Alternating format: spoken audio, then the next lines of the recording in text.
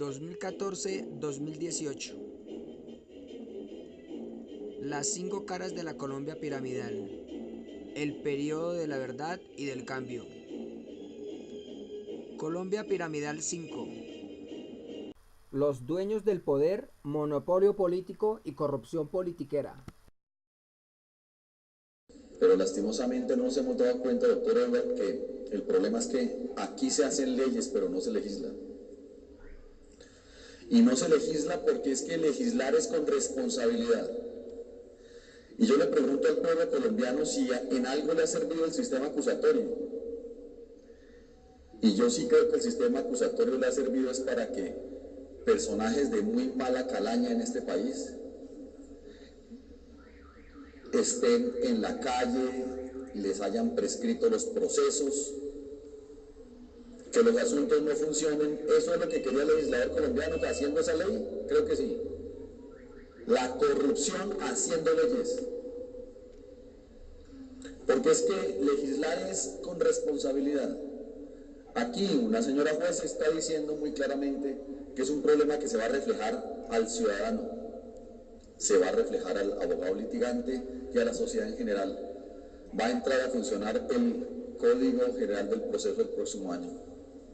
Siguieron presentándole al país leyes tratando de solucionar un problema cuando es que el problema no se soluciona con leyes, se soluciona con administración pública real, verdadera, eficiente y eficaz, no con falacias y mentiras, que es lo que los gobiernos tienen acostumbrados a este país, y los congresos arrodillados hacen exactamente eso, porque no hay nada más infame para una sociedad que una rama judicial, que es la que le debe prestar el servicio de justicia al pueblo, no funcione porque un ejecutivo y un legislativo son ciegos, sordos, mudos, pero para los intereses del país, para los intereses de nación, no para sus propios intereses. Más vagabundería legislativa, todo lo que sea ley que afecte a la rama judicial, al servicio de justicia, tiene que ir debidamente soportada con los estudios necesarios. Y dos, no se le puede dejar el poder omnímodo al gobierno,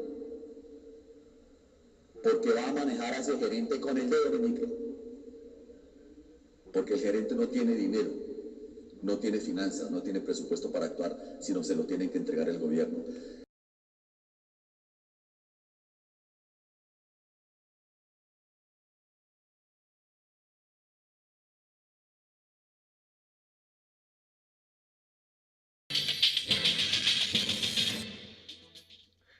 La corrupción en Colombia maneja cifras realmente escandalosas, por lo menos de acuerdo al cálculo de la Oficina del SAR Anticorrupción. Un problema que, a pesar de las medidas y las leyes, no encuentra solución y que deja, como siempre, a los más pobres del país como víctimas del enriquecimiento ilegal de unos pocos. La cifra parece decirlo todo. Según el SAR Anticorrupción Óscar Ortiz, en Colombia la corrupción se lleva 3.9 billones de pesos, poco más de 1.500 millones de dólares. ¿Qué se podría hacer con 3.9 billones de pesos en un año? Se podría hacer el equivalente a 2.000 acueductos. Se podrían hacer la Corte Constitucional. Para el académico José Huber Salazar, casos como los del magistrado Jorge Pretel ponen en evidencia la grave situación de corrupción que existe al interior de las instituciones del país y para la cual se deben tomar medidas inmediatas con el objetivo de combatirla. La corrupción en Colombia es un tema muy complejo, es un cáncer que tiene la sociedad colombiana que se demora muchos años en erradicarse. Según el analista, esta es una de las necesidades más urgentes, ya que la elección de magistrados a través del Congreso contribuye a incrementar la corrupción en el país. Es un error porque deben de ser elegidos por méritos, para eso debe haber concursos serios, públicos, donde cualquiera persona con formación académica y con experiencia lo pueda hacer. Pero ellos no llegan a esas altas dignidades porque allí no se llega por méritos, sino que se llega por participación política. Por último, el académico agregó que el presidente Juan Manuel Santos debe pasar de las palabras a las acciones para evitar que el país siga siendo manejado por la corrupción. Para que quedara en libertad. Allí se encontraba su cédula de ciudadanía y lo que debió hacer el fiscal de la URI fue remitirlo directamente ante la jurisdicción ordinaria y eso lo omitió, le dieron la libertad y me remitieron el proceso como si se tratara de un adolescente. Duplicidad de procesos con fines fraudulentos.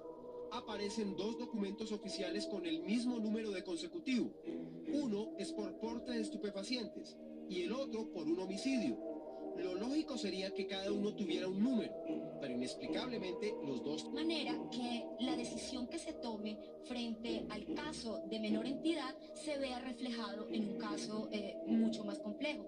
La exfiscal también denunció que alguien se metió a su sistema personal de cómputo para alterar decisiones. Al interior de la unidad funciona una verdadera organización criminal que llegaron hasta el punto, Diego, de interceptar mis comunicaciones cuando se dieron cuenta que yo ya estaba al tanto de todo lo que estaban haciendo. La exfiscal Orozco de Historia se encuentra que uno de estos conciliadores, el parlamentario Jesús Ignacio García, es experto en ponerle artículos de última hora a las reformas a la justicia. En noviembre de 1989 la prensa acuñó el término narcomicos para referirse precisamente a un párrafo de la reforma que presentó el presidente Virgilio Barcos, en el cual los colombianos denunciados por narcotráfico no podrían ser extraditados. Dicha iniciativa fue promovida por 22 representantes, entre ellos Jesús Ignacio García, acompañado de su gran amigo Mario Uribe. El gobierno prefirió hundir la reforma a través de su ministro Carlos Lemos. Evítenle esa vergüenza al país. 6 años después, en 1995, cuando el país vivía el escándalo del proceso 8000, 56 de los 102 senadores aprobaron otro narcomico, que se camufló a última hora en la Ley de Seguridad Ciudadana, que había sido presentada por el gobierno del presidente Ernesto Samper. Según el artículo, ningún congresista podría ser investigado por haber recibido dinero de los carteles de la droga hasta tanto no se hubiera condenado a los aportantes, es decir, a los Rodríguez Orejuela. A pesar de la protesta de los medios de comunicación, los congresistas Jesús Ignacio García y Mario Uribe, hoy condenado por parapolítica, la defendieron. El ministro del Interior de entonces, Horacio Serpa, y de Justicia, Néstor Humberto Martínez, hundieron la reforma en encendidos discursos. La Dirección Nacional Liberal expresa su más enérgico rechazo a este artículo narcómico y solicita a la Cámara de Representantes que se pronuncie en contra de su aprobación e impida que tal despropósito se convierta en ley. En el infortunado evento de que esto no fuera posible, urge al señor presidente para que en forma inmediata objete dicho artículo, no solo por inconstitucional, sino por ser altamente inconveniente y lesivo para los intereses de la sociedad colombiana. El parlamentario Jesús Ignacio García vuelve a aparecer como protagonista de la reforma a la justicia de 2012, esta vez como uno de los 6 seleccionados por el presidente del Senado, Juan Manuel Corso, para la Comisión de Conciliación, donde se le harían los últimos retoques al texto, justo cuando se introdujeron las modificaciones que la hundieron. Y que esperamos cuente con su beneplácito, con su aprobación para bien de la justicia de Colombia. Muchas gracias, señor presidente. El senador liberal Jesús Ignacio García es el protagonista de las noches de los micos, en las reformas a la justicia desde 1989. El Congreso de la República entre el general Rodolfo Palomino, director de la Policía Nacional, y la senadora Claudia López, al reclamarle por hechos de corrupción. También es cierto, general Palomino, que la desidia y la enorme corrupción dentro de la policía, en el tema de contrabando y en el tema de tráfico de gasolina, le cuestan a este país 4 puntos del PIB al año. Y que allí hay desde generales, pasando por coroneles, hasta policías de barrio. ¿Dónde están? ¿Dónde están investigados? Muéstrame uno. Y en los que lo único que he encontrado son palabras vagas, ignorancia fingida, para amparar la corrupción. Lo segundo es que aquí no estamos en el siglo XVI, general. Usted no viene a esta institución a retar a nadie. Usted viene a esta institución a interlocutar, a responder el debate como es su obligación. Y no lo hizo. La ignorancia es atrevida. Vieron el actuar del general Palomino en la policía. Sí. La senadora López se sintió intimidada y amenazada por lo que le dijo el general Palomino en la Comisión Primera del Senado. En esta democracia, señor general, usted respeta a esta institución. Viene aquí a decirle a los senadores de la República qué pueden decir y qué no pueden decir. La libertad de expresión reina en todo el país y también en esta institución. Así que usted no me viene a decir ni a mí ni a ningún senador aquí qué podemos decir y qué no podemos decir para complacerlo. Algunos senadores de todo se dio en medio del debate que citó el Centro Democrático por la compra de las armas Sig Sauer, en donde faltarían por lo menos 3.000 de estas. Se compraron sin los permisos de Europa, a pesar de que a Felipe Jaramillo en una aclaración se le había dicho que eran necesarios los permisos de exportación desde Europa. Se compraron utilizando el fondo rotatorio de la policía en un evidente abuso de los convenios interadministrativos. López se retiró del recinto preocupada porque cree que su vida corre peligro. Eso se llama violar las previsiones presupuestales. Ahí hay un prevaricato por destinación específica diferente. Ahí hay una celebración indebida de contratos. Todo tipo de delitos. Y hasta ahí a uno le parecería un escándalo de corrupción suficientemente grande. No se cumplen las normas de contratación, se le violan los derechos a los proponentes, se hacen convenios interadministrativos para sacar la plata, se violan las normas internacionales, se compra a dedo. Pero lo más grave, mis queridos senadores, es que a quien le compraron a dedo es el mejor amigo del presidente Juan Manuel Santos. El mejor amigo del presidente Juan Manuel Santos. Que además resulta que ha tenido contratos desde que Juan Manuel Santos llega a ser ministro de la Defensa por casi $500 millones.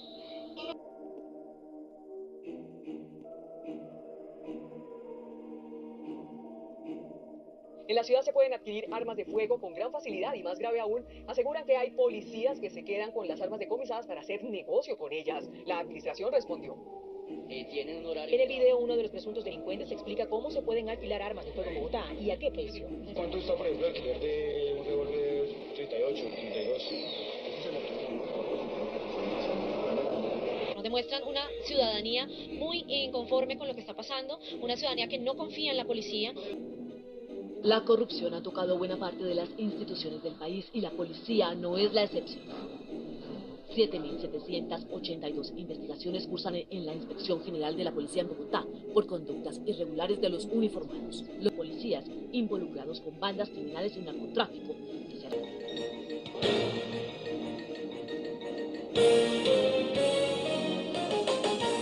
En la grabación que está en manos de la Procuraduría, el coronel Alvarado habla en una reunión sobre cómo favorecer a un arquitecto llamado Augusto Triana en contratos por un valor cercano a los 1.200 millones de pesos para obras en el casino de la policía y arreglos en instalaciones de carabineros, supuestamente por orden de sus superiores. En el audio de octubre de 2011, el coronel Julio César Alvarado dice que el direccionamiento del contrato es por orden de superiores y habla de la Oficina de Planeación de la Policía, donde en el entonces estaba el general Janio León Riaño.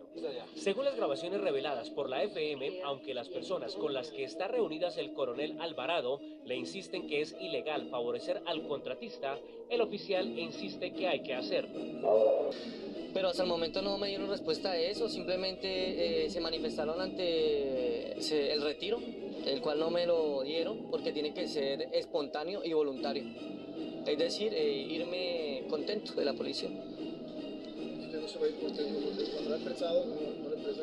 No, lamentablemente sería mentirme a mí mismo, a los colombianos, a la misma institución, mentir algo que no lo es.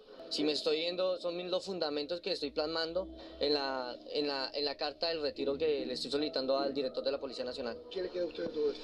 Bueno, la experiencia de pronto que me ha quedado es triste, porque lamentablemente se ejerció y se dio una ley y tal vez debido a eso hoy día vienen las repercusiones por parte de la misma institución.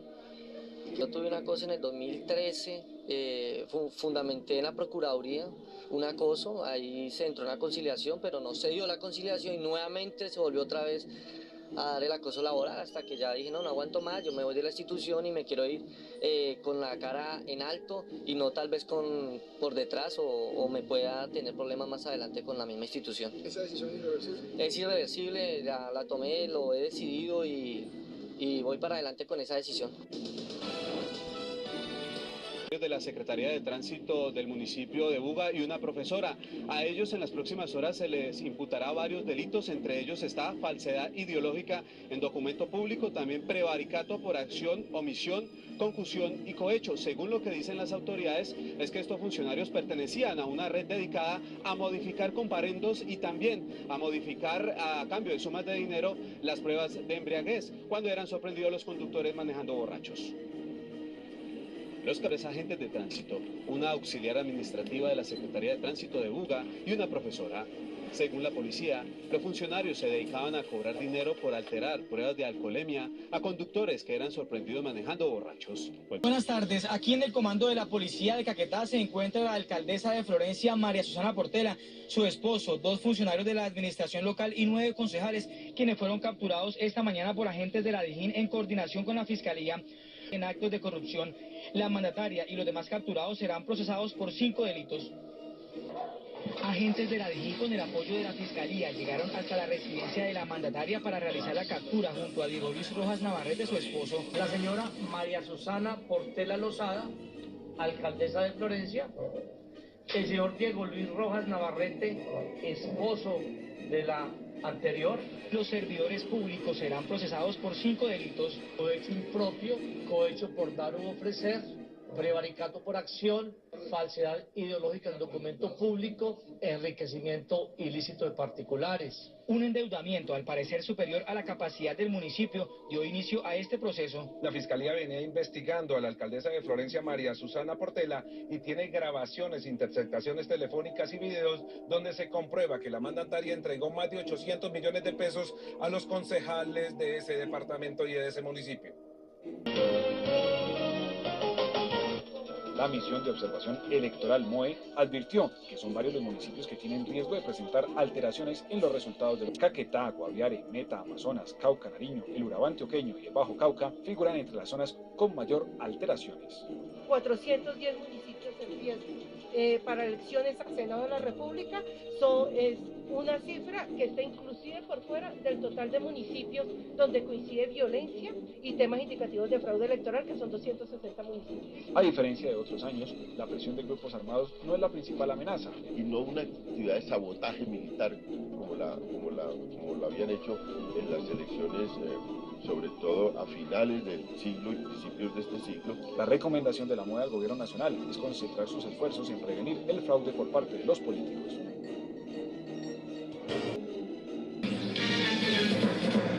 Buenas noches. El departamento de Córdoba es otra víctima de la corrupción que devora las regalías en el país. Allí miles de habitantes carecen de servicios básicos y de una buena calidad en la salud y en la educación, mientras millones de pesos se desvanecen en la construcción de obras que quedan inconclusas o están mal hechas. Tercer informe de las crónicas de Mauricio Gómez. Hoy, el despilfarro de las regalías. La laguna de oxidación se construyó hace 15 años, se le han invertido más de 20.000 millones y todavía no se ha conectado al alcantarillado. Dependiendo del barrio, el agua llega cada 3 días, cada 15 días o nunca llega. Muchos dependen de una fuente de agua a la entrada del pueblo. La alcaldía, que fue quemada luego de las elecciones del 2007, fue reconstruida en parte sobre un parque por 1.800 millones de pesos. Tendrá que ser demolida, pues un juez ha ordenado la restitución del parque. 50 kilómetros al norte está Sahagún, con 83.000 habitantes y según el censo electoral, 68.000 están habilitados para votar. Para el acueducto y el agua potable se firmó un contrato hace 7 años y se desembolsaron más de 100.000 millones. Las obras no se terminaron. A unos 200 metros de la laguna de oxidación, donde llegan las aguas residuales, se hizo un pozo para sacar agua potable por 1.000 millones, y esto fue lo que quedó. Como en Ciénaga de Oro, el agua llega cada 3 días, cada 15 o nunca llega. Sahagún demanda 200 litros de agua por segundo y solo provee 46. Las casas con agua de pozo tienen el negocio de vender pimpinas por 200 pesos cada una. Luego de la ola invernal del 2008, se hizo un contrato con la gobernación para reparar la vía Sahagún-Diví-Diví, que se entregó en diciembre. De los 2.700 millones de pesos que valía el contrato, se cree que se invirtieron solo 100. En el 2010 se contrató con FONADE la construcción de un coliseo cubierto por 200 millones de pesos en este lote que continúa vacío.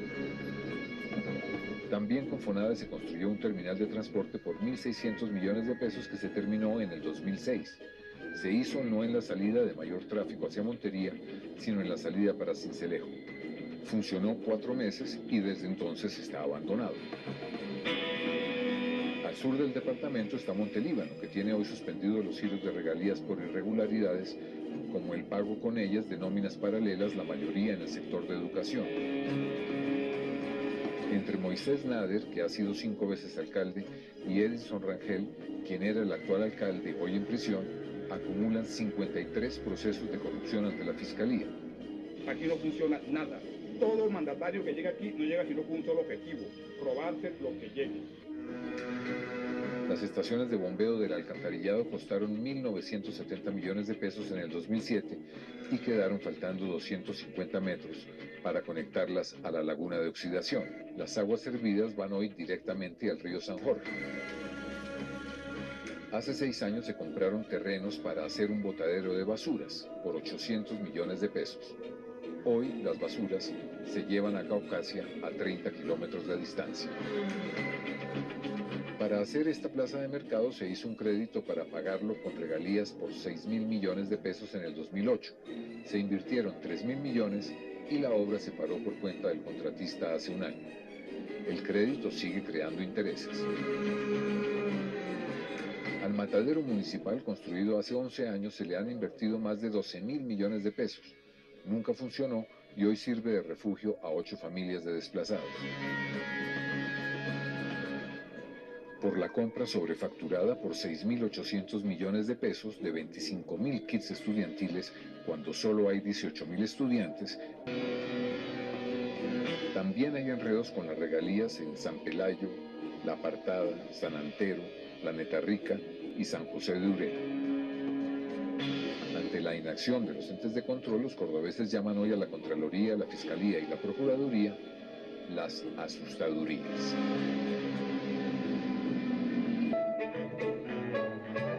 Estas raras imágenes de Montería son de hace 58 años cuando tenía 50.000 habitantes.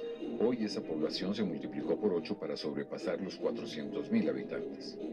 El 70% de la población es de estrato 1, el 20% de estrato 2 y el 10% restante lo forman los estratos 3, 4, 5 y 6. Hay un auge en la construcción.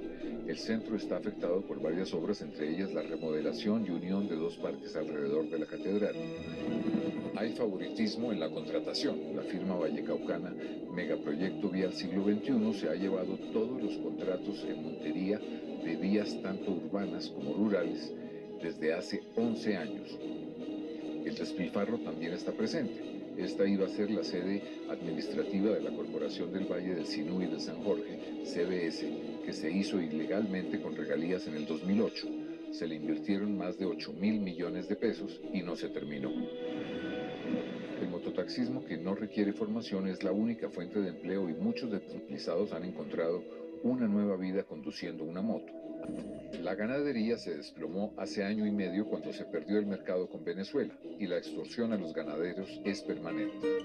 En Córdoba hasta los vendedores de minutos tienen que pagar vacuna. Siguen las amenazas contra profesores de la Universidad de Córdoba, donde los paramilitares eliminaron a profesores y alumnos. 20 años después, las viudas todavía prefieren no darle la cara a la cámara. La situación en la universidad sigue tensa. Es un muy mal síntoma tener que dar clases con guardaespaldas. Las elecciones de octubre se avecinan. Se establecieron las tarifas para la compra de votos. 200.000 pesos por el combo gobernador, alcalde, consejo y asamblea. El que paga gana.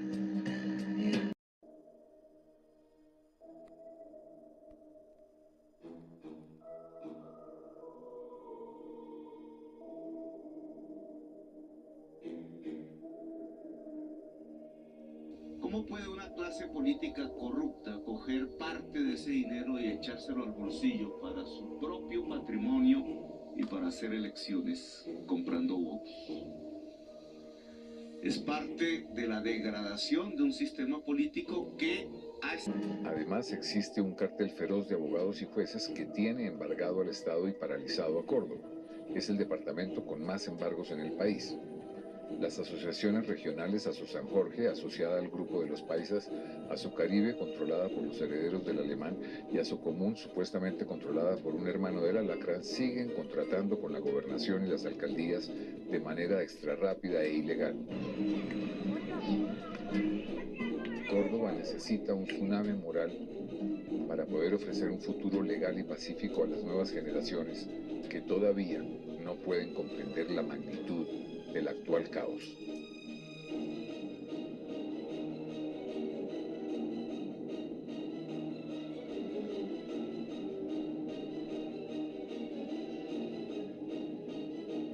Fiscalía pasó la noche el alcalde de San Gil, Álvaro Josué Agón, después de que el juez tercero de control de garantías de la capital santandereana ordenara su medida de aseguramiento en centro carcelario. En el búnker de la Fiscalía deberá permanecer hasta que el IPEC defina a cuál cárcel será trasladado. Esta decisión de enviarlo a la cárcel se tomó después de una audiencia que duró 3 horas y en la que, como usted decía, el alcalde no aceptó los cargos que le imputaron por el delito de estafa agravada. La investigación dice que el alcalde de San Gil participó en el anuncio de un proyecto de vivienda por el que recogió fondos, pero las obras nunca se ejecutaron. Al finalizar la audiencia le preguntamos si estaba de acuerdo con la decisión del juez y de manera escueta esto fue lo que respondió. Ahí nos vamos a defender y vamos a aprobar.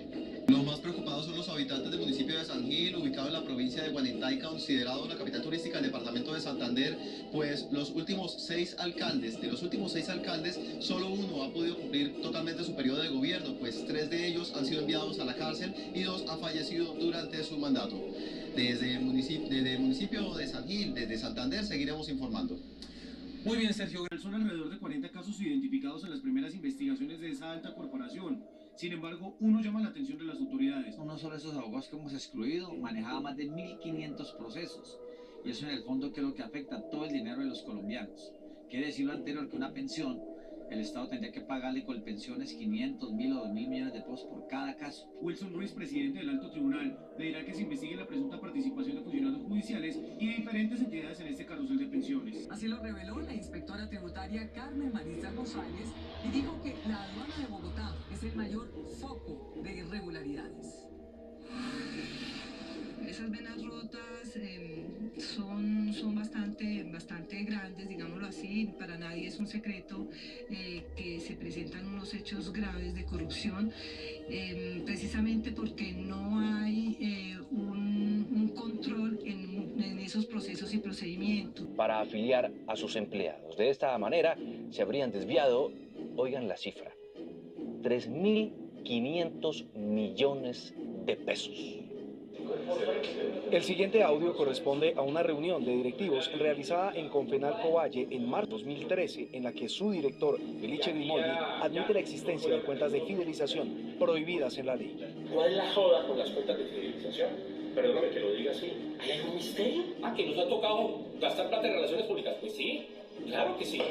Y a mí eso no me parece malo. Lo manejan todas las empresas. La persona que detectó estas aparentes anomalías fue Juvenal Andrade, el ex jefe de auditoría, quien fue denunciado por las directivas de Confenalco justo cuando comenzó a revelar ante los órganos de control las presuntas irregularidades. La fidelización obedece a mantener las empresas afiliadas en la caja, las cuales tampoco son debidas porque la ley 789 del 2002 así lo prohíbe. Estas fidelizaciones estamos hablando, hasta donde lo que pude descubrir, 40.000 millones de pesos, entre fidelizaciones, bonificaciones y bonos. El director de Confenalco, Felice Grimoldi, aceptó la reunión que se escucha en la grabación y justificó el pago de estas fidelizaciones como ofrecimiento de servicios o beneficios para los empleadores.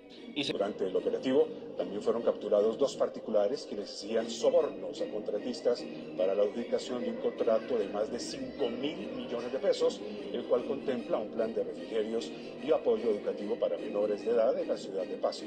La señora está presentando en 2 contratos en la regional de Nariño del ICBF. Se pudo establecer que este señor es director, había cobrado una comisión de 200 millones de pesos por la adjudicación de este contrato. Y que estos actos criminales. También allegamos todas las pruebas que hicieron posible que este caso se resolviera como lo estamos viendo en el día de hoy. Hoy quiero invitar a todo el país a que denunciemos todos aquellos casos en donde estemos viendo que los recursos de los niños están siendo robados. Los recursos de los niños, niñas y adolescentes son sagrados. Robarle a los niños, niñas y adolescentes es un acto peor o igual que el terrorismo. Y por eso en mi administración no vamos a permitir que le roben los recursos a los los niños.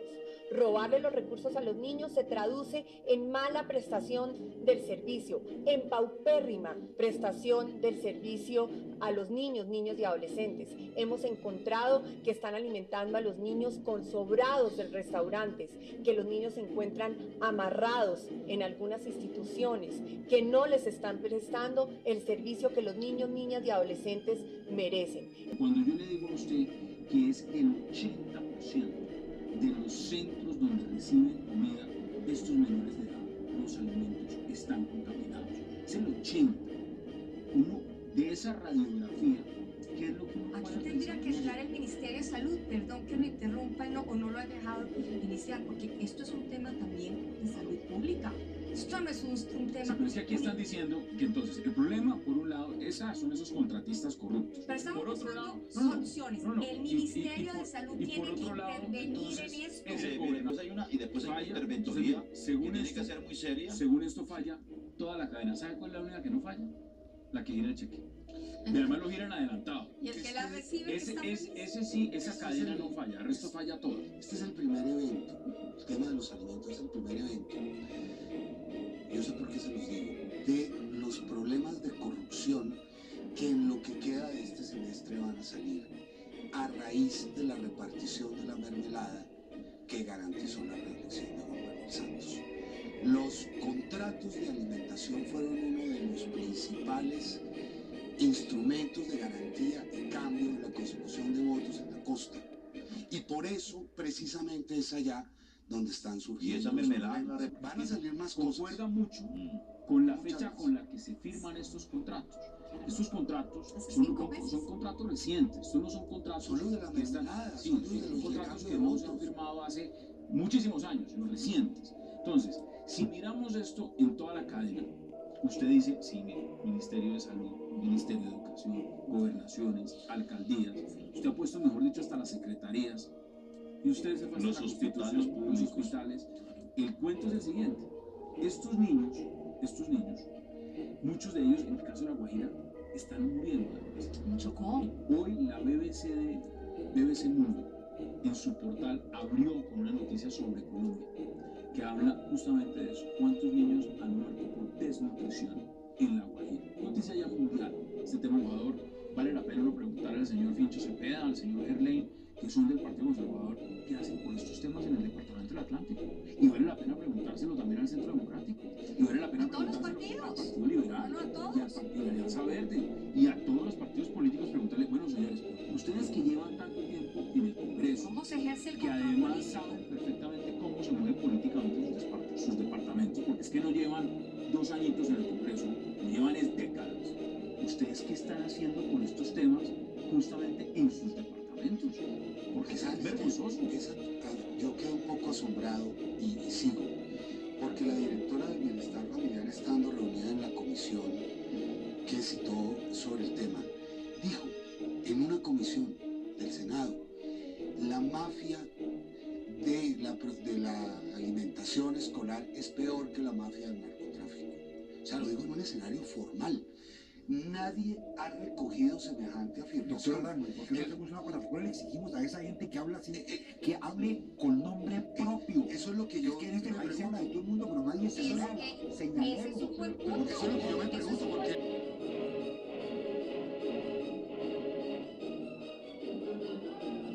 Familiares de reclusos de la cárcel de Villahermosa, Villanueva, denunciaron que el llamado jefe del Patio 3 amedrenta con hechos que atentan contra los derechos humanos y la dignidad de los internos. Sumado a esto, aseguran que los guardias del IMPEC pierden la autoridad al interior del centro carcelario. En la cárcel de Villanueva, en el Patio 3 de aquí de Cali, hay mucha corrupción y mucho maltrato. Los denunciantes le aseguraron a nuestro equipo periodístico que la comida que vende el IMPEC algunos domingos para que los visitantes entreguen a los internos se encuentra en mal estado, lo que determinan por su olor y sabor, y que los familiares, según normas establecidas en el reglamento de la entidad, no pueden ingresar. Fuera de eso, el IMPEC, una vez en el mes, ellos no nos dejan de entrar comida, pero sí la venden ellos allá. Esa comida está en mal estado. Eso es un pollo que ya sabe, un pollo que sabe horrible. Lo venden a 13.000 pesos.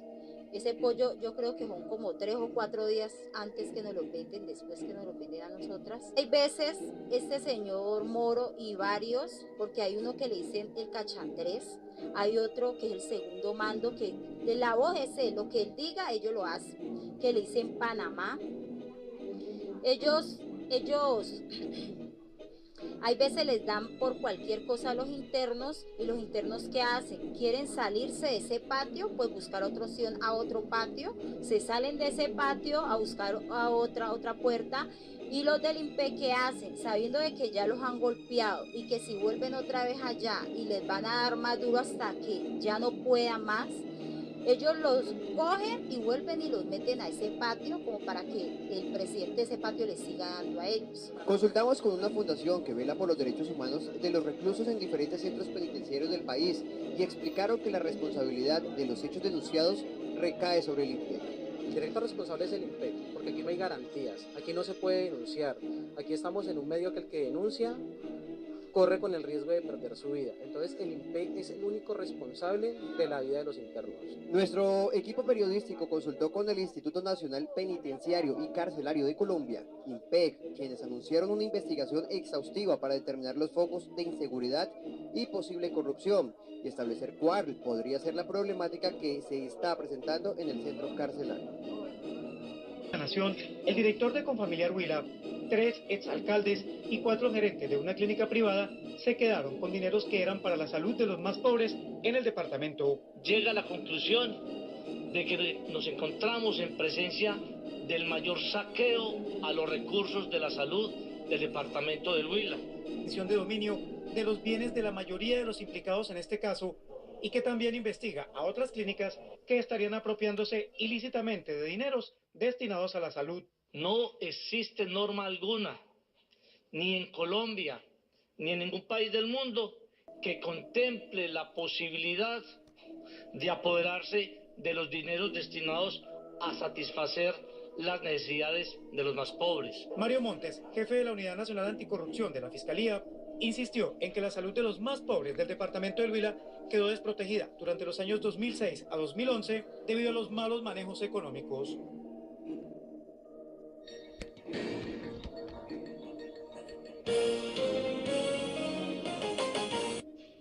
Parte del dinero de los contratos adjudicados por el Ejército entre 2012 y 2013 habría terminado en las cuentas bancarias de los. La revelación es de la revista Semana, que en un extenso artículo pone en evidencia una red de corrupción en las fuerzas militares de la que no se conocía precedentes. Todo indica que los millonarios recursos fueron para pagar silencios, defensas, comprar a falsos testigos o extorsionar a fiscales y jueces. La revista Semana, en la edición que comenzó a circular esta noche, revela grabaciones en las que se habla de mordidas de hasta el 50% de los contratos de diferentes unidades militares. Con el título de Los negocios del Ejército, la publicación revela parte de las cientos de horas de grabación que obtuvo y que están en manos de la Comisión de Acusaciones. Oficiales del Ejército se habrían quedado con parte de contratos de todo tipo, desde las grandes licitaciones que habrían sido adjudicadas de forma amañada hasta los presupuestos de las guarniciones militares destinado a la gasolina de los vehículos oficiales. El oficial de más alto rango implicado es el actual comandante de las Fuerzas Militares, general Leonardo Barrero, quien para el momento de las grabaciones estaba al frente del Comando Conjunto de Occidente. Su interlocutor es el coronel Robinson González del Río, acusado por la muerte de 2 campesinos a quienes hizo pasar como guerrilleros y preso en una guarnición militar junto con su tío Rito Alejo del Río.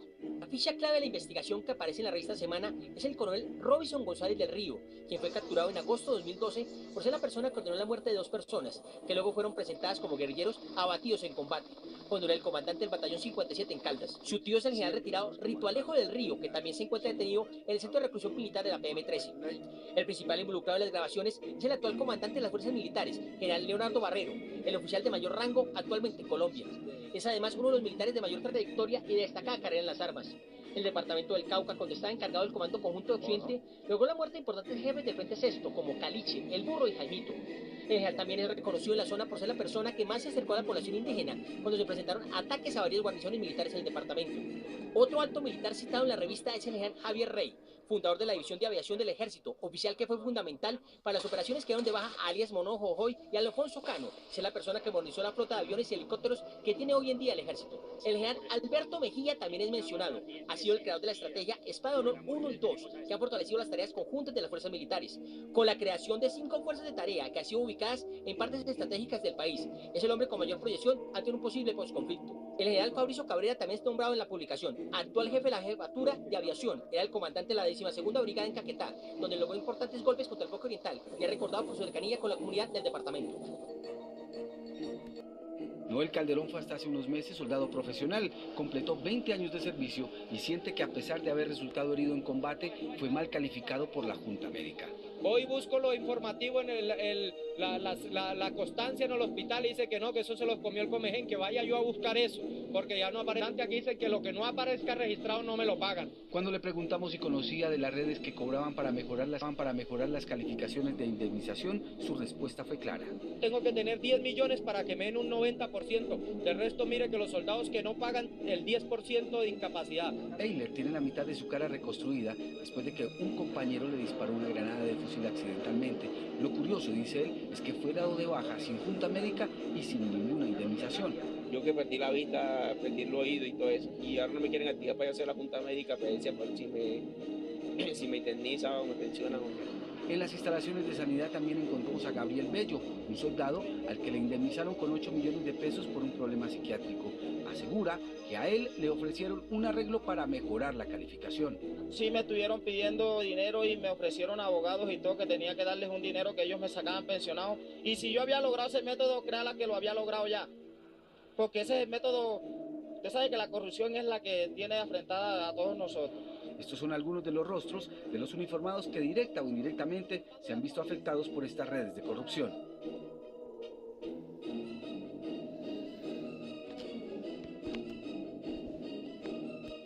Pues Colombia la más educada. Sí, Colombia la más educada. Y vamos a gastar además ahora, y la más desnutrida. Y vamos ahora a coger por primera vez de todo el presupuesto que se destina a los diferentes carteras y ministerios. No va a ser el de la guerra, el Ministerio de Defensa, el que más recibe, sino el de Educación. Y lo que estamos viendo es, entonces la mermelada se fue por estos contratos. Es que estos también son carteles, Hassan, es que esta es una de las cosas delicadas que hay. Detrás de esto no es simplemente la mermelada que se dio a X congresistas para que acompañaran una reelección. Es que esa mermelada llega a unos carteles, que son los carteles que manejan estos contratos, y es muy difícil de luchar contra ese. El problema es que la Constitución del año 91, Constitución que yo enseño en la universidad, es un libro de fantasía, es una ciencia ficción. Eso está ordenado en la Constitución. Hay un artículo, el artículo 78, que es clarísimo, imponiéndole al Estado la obligación de velar por la sanidad y la calidad de esos productos. Bueno, aquí no se hace. Entonces, preguntémosle a los contralores que ha tenido el país anteriormente, preguntémosle a los procuradores, preguntémosle a todos aquellos funcionarios que de la Constitución del 91 debieron hacer de esa Constitución una realidad y no una hoja de papel. Pero hablan de posconflicto y hablan de paz. Es decir, un país donde realmente pasan este tipo de cosas, con estos índices de corrupción, donde se roban la plata de los más vulnerables, que son los niños. Ahora yo le digo una cosa, déjeme decir lo siguiente, porque también para ser justos, así como hay este tipo de contratistas, ¿no?, que seguramente han pagado para que les entreguen los contratos, ¿no?, también hay gente muy calificada, por supuesto, en brindar servicios. Y a esos deberían de darle los contratos. Pero otra cosa, la mejor manera de que usted seleccione a esos que lo hacen bien es con procesos de contratación limpios, transparentes, no a dedo. Mire, en Bogotá le acabamos de hacer un debate a Petro, porque ¿sabe qué hizo la Secretaría de Educación con la alimentación escolar en Bogotá? Para no hacer una licitación hizo un convenio con una entidad de Medellín que se llama Plaza Mayor, para que Plaza Mayor le entregara a dedo a unos contratistas que aquí habían sido denunciados como del cartel de los refrigerios y de los alimentos, ¿no?, a dedo. Los que tienen. Sofía Carreño, quien venía del DAS, fue capturada junto con un funcionario también de la policía, de la DIJÍN, y 3 personas más. Una de ellas también era su hija. trataban de ingresar al país $1 millón proveniente de la ciudad de República Dominicana. Los hechos son muy lamentables, muy graves, y queremos dejar claro que es un hecho aislado a la función y a la misión de la Fiscalía. La funcionaria Sofía Carreño no es una persona de mi confianza, simplemente adelantaba funciones asistenciales dentro de la dirección. Me refiero a recepción de correspondencia y de llamadas. Esto es algo que, escándalo tras escándalo en la Fiscalía, ¿no? La noticia rodó. Si no estoy mal informado por lo que han revelado los medios de comunicación, ya se legalizó la captura de esta señora. ¿Y de qué se trata todo? Pues antecedentes de 4 viajes, y la detienen en el aeropuerto El Dorado de Bogotá con $1 millón en efectivo. Pues ustedes escucharon ahí las declaraciones, las vimos también, del director del CTI, León Quintana, diciendo, pues la señora no es de mi confianza. ¿Usted se imagina que hubieran cogido a su secretaria y usted dijera, a su secretaria privada, y usted dijera, no es de mi confianza? ¿Usted cree que la Fiscalía a usted le cree? ¿Usted se imagina la palera del centro con lo que nos hubieran dado, y más siendo del Centro Democrático, un congresista Centro Democrático, con una secretaria privada metida en este lío, y que yo salga a decir, no es de mi confianza? Es un poco irresponsable, y nos creen a los colombianos brutos. Si uno tiene una secretaria privada, es de su entera confianza, es la persona de más confianza de todo el equipo de trabajo. Entonces sí, uno siente que Julián está un poco desfasado en su respuesta, es imposible creerle. Ahora falta ver quién hace la investigación.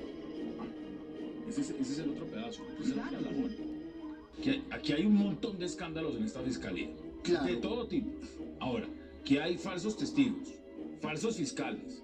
Eso se habla de compra de procesos, se habla absolutamente todo. Y resulta que la secretaria privada del director del CTI, que es el que adelanta las investigaciones, la cogen al aeropuerto con $1 millón en efectivo. Sí, Hassan, no, lo que pasa es que... Eso le tocó rectificar también con lo de... Sí, pero miren lo que es la gente, y miren cómo operan las cosas en Colombia. Hace una declaración irresponsable, el Tribunal de Bogotá le llama la atención, el señor convoca una rueda de prensa, le dijeron, usted está vulnerando la presunción de inocencia. Eso le dice, sí, se me olvidó decir, entre comillas, presunto, es decir, se rectificó sin rectificarse, y por eso está en trámite el incidente de desacato. Esperamos que se lo fallen igual y con el mismo rasero que se lo fallaron a Teresita Barrera, ojalá con la misma fortaleza. Ahora, comete otro error, y es que portar dinero en unas cantidades más, digamos, exorbitantes o eso, no es lavado de activos. Lavado de activos es tener dinero proveniente de un delito y lavarlo, pero puede tener la plata, eso es una infracción cambiaria. Estas personas que son capturadas en el aeropuerto todos los días, tan pronto van a una audiencia de imputación, se dice, oiga, demuéstreme el delito del que yo saque la plata para que usted pueda llamar esto un lavado de activos. ¿Cómo es de irresponsable salir a Samsung como el motor del delito? Ahora, ¿quién filtra esto y con qué propósito exponen a un funcionario de la Fiscalía General, no solamente mediatizando la captura y todo esto, sino tras del hecho salir a decir que no es una persona de su confianza? Entonces, lo que está diciendo es que está rodeado de qué clase de personas. No, pues, todos los que vamos a la Fiscalía sabemos que es gente de bien, y sabemos que esta es la excepción, que no son todos. Si su secretaria privada... pero mira qué curioso. ¿Usted no sabe qué hace? Pues imagínese. Pero mire, ¿a usted no le parecería muy curioso que además su función es investigar, que su secretaria privada se vaya 4 veces a República Dominicana? Exacto. Tenemos un Estado que hay que depurarlo de la ilegalidad, de la corrupción, porque es que este es un Estado muy permeado por eso, ¿cierto? O sea, digámoslo, si nos comparamos con otros estándares internacionales, entonces uno dice, bueno, acá hay una cosa, digámoslo, de ilegalidad en la sociedad y de ilegalidad, de corrupción en el Estado, con la cual se lucha y se combate, ¿cierto? Pero que todavía, digámoslo, y ahora en un proceso de paz, hay una de las cosas que hacen los procesos de paz, que es depurar las instituciones, porque es que las instituciones han estado comprometidas de alguna forma con el desarrollo, por ejemplo, del conflicto armado.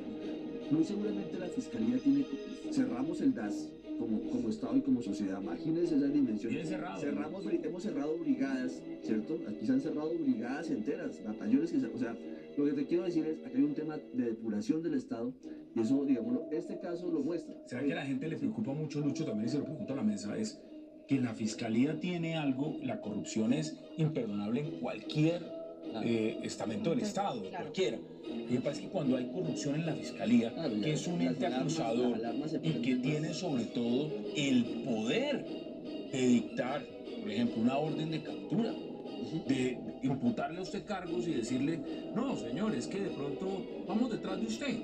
Pero mucha gente se pregunta lo siguiente, dice, ¿ese $1.000.000 era de qué? ¿Ese $1.000.000 era que están moviendo plata de procesos? ¿Es que están moviendo imputaciones? Es que aquí estoy hablando hipotéticamente. ¿Es que están lavando activos? ¿Es que están moviendo dinero en narcotráfico? ¿Es que hay esa corrupción de que de pronto le están pagando con esto a la secretaria privada del director del CTI falsos testigos contra alguien? Es que, ¿qué es esa plata? Porque es que no es corrupción del tema de las basuras, no es corrupción en la entidad que maneja el acueducto, es corrupción en la entidad que tiene la capacidad de meterlo a usted preso. Y más grave que escándalo. Y más Pero grave no que es eso. Eso está... Nuevamente la institucionalidad del Estado. Venimos del DAS, venimos del sistema de justicia con un escándalo en la Corte. Esto tiene que cambiar y ojalá que esta sea la oportunidad en el marco de este proceso de paz. ¿Quién es de jaque?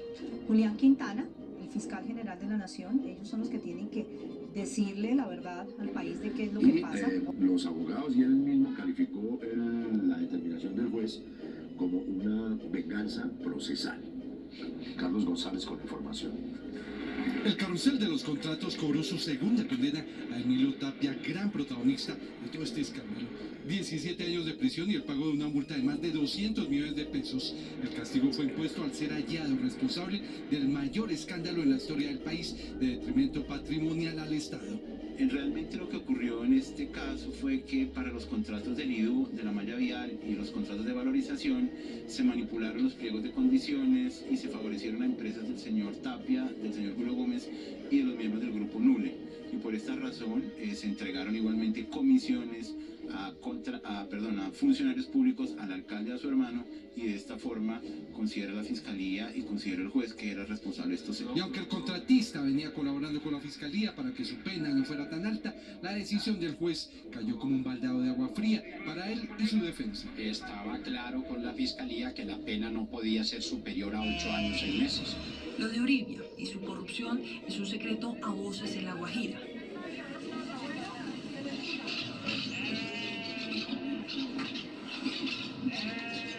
Rosa Valdeblanco es la secretaria de Asuntos Indígenas del departamento. Anualmente está recibiendo aproximadamente 18.000 millones de pesos y eso no se ve reflejado en el bienestar social de las comunidades. Sí, o sea, ¿qué se hace esa plata, doctora? Bueno, no sé, eso sí, han habido denuncias ante Fiscalía y ante los organismos de control, pero hasta ahora no se ha visto ningún resultado. Estos indígenas reclaman que en el gobierno alguien vigile los recursos que llegan a sus comunidades, que se inviertan en lo que debe ser. No hay un interés nacional, porque es que no solamente el interés es mandar un recurso, es que le hagan seguimiento a esos recursos, que estén bien invertidos esos recursos en las comunidades indígenas, en las inversiones sociales sean súper importantísimas. Vive Rosa en La Guajira, pobreza, abandono. Nosotros le pedimos al Ministerio del Interior, le pedimos al Ministro de Justicia, a la Procuraduría de la Nación, que ojalá nos hicieran una entrevista a esta finca para que la miren cómo está. Lo que la gente quiere es que alguien diga, vamos a controlar más a sus indígenas. Y los mismos indígenas y la gente que está poniendo la platica. No, yo la verdad creo que están muy equivocados. No hay inversión social de ninguna clase. Mientras rancherías como esta sobreviven a la inclemencia del sol y la pobreza, otras como esta brillan por su luz. Las denuncias son pocas porque impera el silencio y el miedo. No queremos hablar con la doctora Cristina para ver qué preguntar. Por ejemplo, Antonio Murillo Montiel, un líder guayú, logró después de una visita a Bogotá que el Ministerio del Interior le autorizara 200 millones de pesos para solucionar los problemas de su ranchería en Uribe, la misma ranchería de Rosa Oriana. Aunque el dinero sí fue autorizado y desembolsado para su comunidad, La plata la desembolsa el ministerio, pero ¿para dónde se fue esa plata? No nos parece, no sé dónde va a ir. Afueras de Mosquera, población cercana a Bogotá. El valor de los predios fue relativamente bajo porque eran rurales. Reclasificó las propiedades de los jóvenes Uribe pocos meses después. Les dio la vocación de industriales y urbanizables y luego el gobierno Uribe ubicó allí mismo el sitio para establecer la zona franca del occidente con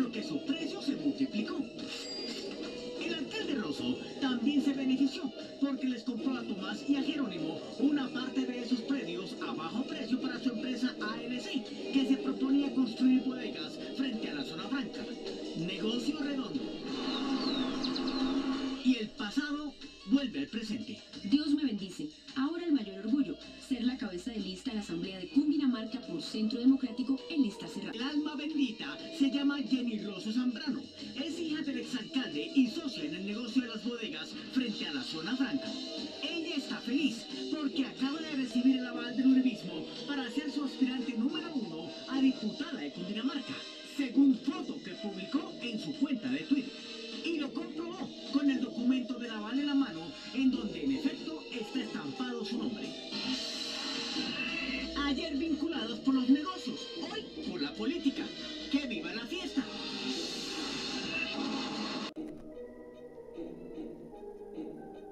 Conclusión, una Asamblea Nacional Constituyente es la que barre con todos esos chanchullos de politiqueros que se transan entre familiares y cómplices. La firma de la paz quedaría truncada si no asumimos con seriedad la Asamblea Nacional Constituyente.